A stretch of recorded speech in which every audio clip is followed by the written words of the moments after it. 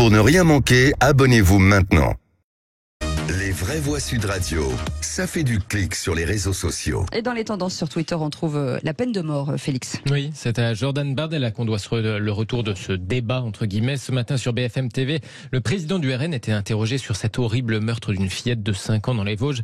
Et s'il n'en appelle pas au retour de la peine capitale, eh bien, les propos de Jordan Bardella, sur le coup, avaient de quoi semer le doute. Vous me parlez de l'état de droit, mais l'état de droit, ce n'est pas l'état de droit des délinquants et des criminels. Or, c'est devenu l'état de droit des délinquants et des criminels.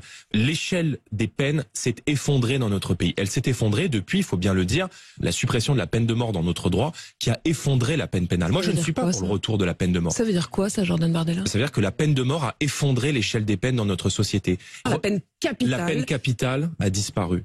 Mais vous le La regrettez? peine qui devrait être... Non, moi je suis pour la perpétuité réelle. Et le Rassemblement national défend la perpétuité réelle. Sauf que en l'état actuel des choses, la justice est beaucoup trop longue dans notre société et la justice n'est plus rendue au nom du peuple français, en tout cas au nom des victimes pour beaucoup de Français. Une déclaration de Jordan Bardella partagée et commentée notamment par la secrétaire d'État à l'écologie Bérangère Couillard sur Twitter qui écrit « La nostalgie de l'extrême droite pour l'application de la peine de mort est éternelle.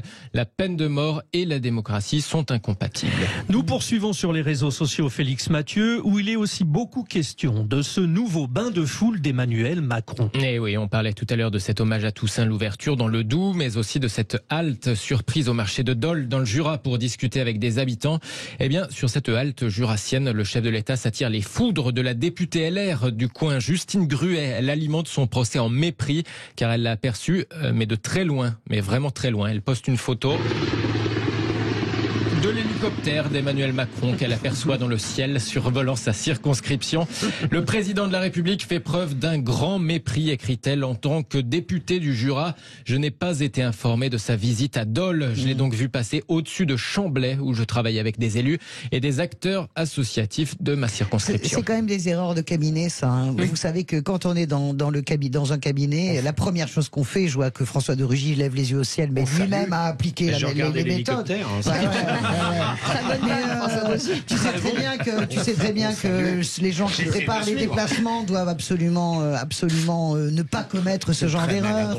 C'est maladroit, ça n'a aucun sens. Et puis dans la période, il ne faut pas commettre ce genre d'erreur. Et puis ça crée de l'énervement pour rien.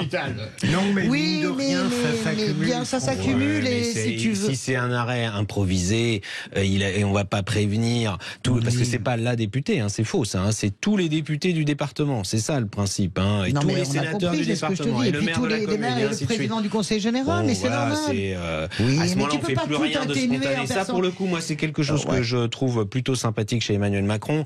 Ça a une part de risque, ça a une part peut-être de désacralisation de la fonction, mais c'est qu'il y a encore un peu de spontanéité. Dole, c'était aussi spontané, que je suis archevêque, je sais très bien, mais moi, je trouve ça incroyable, François, que tu euphémises absolument tout. Rien n'est grave, c'est pas grave le siffler, et tout le monde a déjà été sifflé. Ah, si, pour moi, il y a des choses qui sont graves.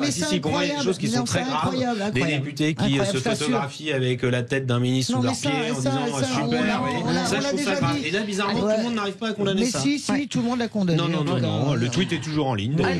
Allez, 0826 300 300. Un ministre qui fait un doigt d'honneur dans l'hémicycle de sa majorité, tu trouves ça grave? Tu l'as condamné sur Twitter?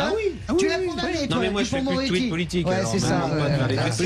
Mais bien sûr qu'il est sorti de la vie politique, François de Rugy. Et je trouve ça lamentable.